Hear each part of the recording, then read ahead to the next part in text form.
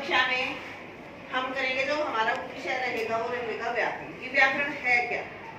व्याकरण वह शास्त्र है, नियमों से बंधी हुई एक पुस्तक है जिससे हमें किसी भी भाषा के शुद्ध रूप का ज्ञान होता है कि जो हम बात बोल रहे हैं या लिख रहे हैं वो सही है या गलत है। इस बात का ज्ञान हमें किसी भी भाषा की व्याकरण से हो जाता है।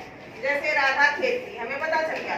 अगर मैं लिख देती हूँ राधा खेलता है तो ये शब्द, ये वाक्य ठीक है? क्योंकि हमें पता है कि राधा स्त्रीलिंग है, एक वचन है, तो स्त्रीलिंग के साथ ई लगेगी, है ना? तो हमें ये व्याकरण से पता चल जाता है कि जो हम लिंग वचन के साथ प्रयोग करते हैं, कर्ता के साथ कौन सा लिंग है, ठीक है? तो उन सभी चीजों का ज्ञान हमें व्याकरण के साथ हो जाता है। व्याकरण के 3 अंग हैं। व्याकरण के 3 अंग हैं। वर्ण विचार एक करेंगे हम, वर्ण विचार, जिसमें वर्ण के बारे में जानेंगे कि कितने वर्ण हैं, वर्ण के कितने भेद हैं। दूसरा है शब्द विचार कि शब्द में क्या क्या चीजें हम लेते हैं, कौन कौन से शब्द हैं। शब्द में हम लिंग वचन कारक किस किस को लेंगे, तो शब्द विचार आ जाएगा।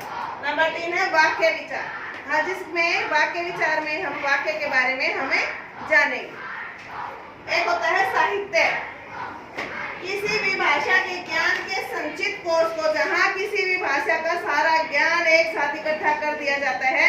जैसे हम पढ़ते हैं हिंदी भाषा का साहित्य, मैंने आपको बताया था कि सबसे पहले आदिकाल, फिर भक्तिकाल, फिर रीतिकाल और फिर है आधुनिक काल। फिर आधुनिक काल के बहुत सारे पार्ट हैं, इससे हैं और भी, है ना?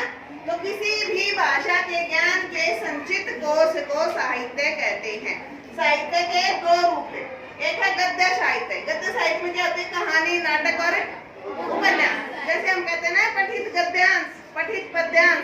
तो पद्यांश क्या होते हैं? पद्य क्या होता है? गद्य साहित्य होता है जिसमें साहित्य में गीत और कविताएं लिखी जाती है। जो कविता होती है वो पद्य होता है